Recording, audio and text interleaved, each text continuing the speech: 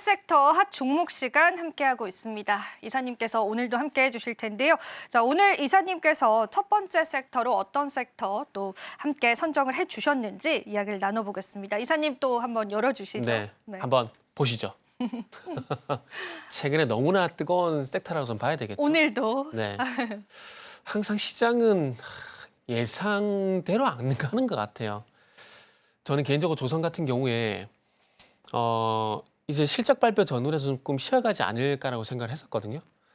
뭐 그렇게 생각했었는데 예상과 달리 너무나 강하게 현재 가고 있습니다. 그 중심에 현재 하나오션이라는 종목이 있고 오늘은 또 현대중공업이라는 종목이 난리 부르습니다. 자, 그래서 조선 말씀 안 드려도 많은 내용들을 들으셨기 때문에 바로 이제 yes or no 보도록 하겠습니다. 네. 하나오션 이제 no, 그리고 이제 대양전기공업 yes 이렇게 좀 선택을 해봤거든요. 지금 하나오션을 바라보게 되면은 그런 생각이 들어요. 이게 지금 계속 가다 보니까 따라잡아야 될까 말까라고 고민하신 분들이 저는 개인적으로 상당히 많을 거라고 보거든요. 근데 경험상 오늘 같은 날 이후에 따라 들어가게 되면은 저는 개인적으로 물릴 가능성이 상당히 높다라고 좀 봐지거든요. 그래서 저는 조정을 좀 기다렸으면 좋겠어요.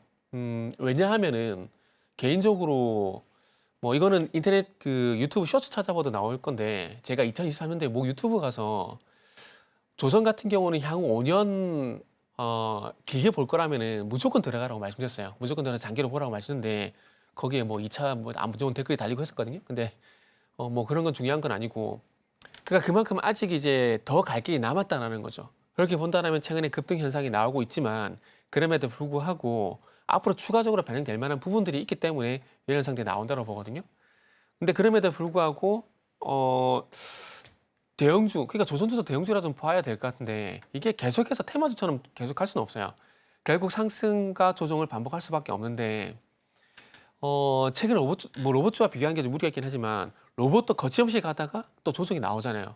그러니까 조선 같은 경우도 마찬가지로 그런 현상이 나올 수가 있다는 거죠. 그래서 지금은 어찌 보면은 오늘 하나오션 또 이 자리에서 15% 오르네. 지금은 따라잡아야지 라고 하게 되면은 하루 이틀 정도 보는 건 상관은 없어요. 그러나 12월 달부터 그랬던 것처럼 추세적으로 가져간다. 그건 상당히 좀 무리가 있다라는 거죠. 그러다 보니까 사실 부담스럽습니다. 많이 올랐다는 점들이. 단순히 많이 올랐다는 것들이 아니라 좀 부담스러워. 그리고 저 개인적으로 또 어떤 게 있냐면은 지금 이제 1월 7일 날 12% 오른 날 이후부터 한번 좀 보게 되면은 이게 그동안 보게 되면은 상승 추세가 오늘 하고요. 오늘 이전하고는 저는 개인적으로 좀 다르다고 생각합니다. 무슨 얘기냐면은 기존까지는 상승 추세가 있었다라면은 지금 오늘부터 상승 추세가 좀 가팔라지는 부분이거든요. 그러니까 이런 식으로 가다가 더 가팔라지게 되는 거죠. 이런 현상이 나왔을 경우에 저 개인적으로 이렇게 됐을 때 단기적으로 고점이 되는 경우를 상당히 많이 봤었거든요.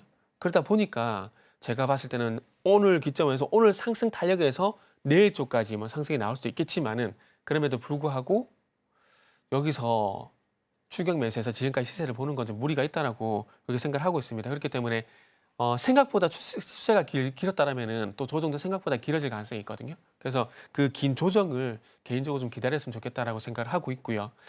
그리고 이제 전기공업은 그 선박용 조명을 만드는 회사인데 요 종목도 어찌 보면은 방금 말씀드린 하나오션과 비슷하게 볼 수도 있겠지만은 요것도 굳이 핑계를 대자면은 15,000원 부분에서 일단은 기간적으로 저는 고쳤다고 좀 생각을 하고 있거든요.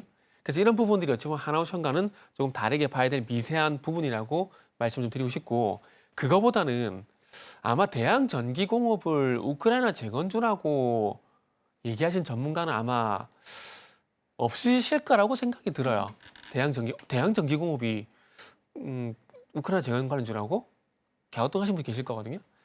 근데 이게 지금 이제 우크라이나 재건 들어가게 되면 철도에 대한 얘기도 있잖아요. 지금 현대로템 같은 경우에 방산만 많이 부각이 되고 있는데 아시겠지만 철도도 하고 있잖아요. 그죠? 지금 우리 가끔씩 이제 서울에 지하철 타보면 아시겠지만 지하철 그 노약자석 위쪽에 보게 되면은 현대로템이 이제 언제 만드는지 그게 나와 있거든요. 그래서 철도 사업을 해요. 그래서 그런 그 철도 제품, 철도 차량도 만드는데 지금 우크라이나 철도 쪽을 상당히 현대로템이 많이 공을 들이고 있거든요.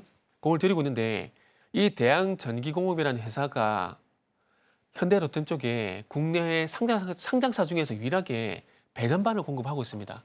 그렇기 때문에 만약에 현대로템이 철대 수주를 받게 된다면은 거기에 낙수 효과를 내 가지고 대양전기공업 같은 경우도 매출 효과가 있다라는 거죠. 그러다 보니까 그런 연유로 해서 대양전기공업이 우크라이나 재건 관련주로서도 관심을 볼만한 종목이라 생각이 들어요. 그래서 어찌 보면은 조선 관련된 이유 때문에 조금 리스크가 단기적으로 많이 오른 것 때문에 부담스럽다라면은 같은 조선 섹터 내 조선 기자재 섹터 내에서 다른 이유가 있는 종목이 있다라면은 그쪽도 아마 대안이 되지 않을까 싶어서 오늘 대양전기공업을 또 소개를 시켜드렸습니다. 그러다 보니까 하나오션 노, 대양전기공업은 예스, 다른 의견이 나왔다. 이렇게 좀 보시면 될 것 같아요. 사실 하나오션이 저희가 접근하기 너무 부담스러운 네네. 건 사실입니다. 그러다 보니까 우리에게 이 섹터 내에서 대안점이 있다라고 한다면 재건 관련한 모멘텀도 함께 가지고 있는 대양전기공업 쪽으로 한번 바라보면 어떨까 이런 전략으로 이해를 하시면 될 것 같아요. 하나오션은 노라는 의견이었고 대양전기공업은 예스라는 의견 주셨는데 자 오늘 사실 이사님 네. 그 조선주가 떴던 거는 선박 건조 그리고 MRO 네네. 쪽에 관한 이야기들 때문이었잖아요. 그러면은 우리가 조선주 그 섹터적인 접근으로 봤을 때 모멘텀들은 당분간 계속 유지는 되겠죠, 이사님? 당분간이 아니라 앞으로도 계속 될 계속, 거예요. 네, 네. 계속 될 건데 근데 이게 산업과 주가가 동행할 때가 있고 동행하지 않을 때가 있거든요. 그러니까 예를 들게 되면은 현대엘렉트릭 한번 예를 들어보게 된다라면은 자 현대엘렉트릭 같은 경우도 2023년도에 상당히 핫했었고 작년 같은 경우도 상당히 핫했었거든요.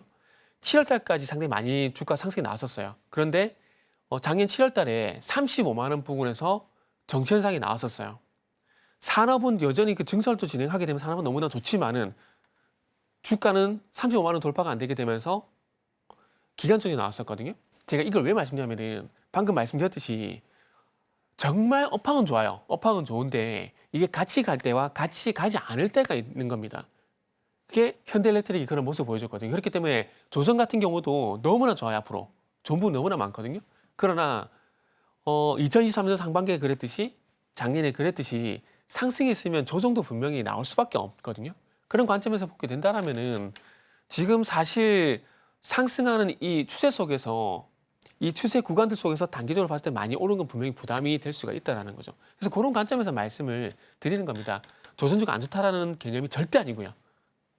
단지 작년 12월 달 이후에 단기적으로 너무 많이 올라왔기 때문에 그리고 최근에 시장의 트렌드가 순환매이기 때문에 이 순환매에서 좀 쉬어갈 수 있다는 점을 말씀을 좀 드리고 싶은 거죠.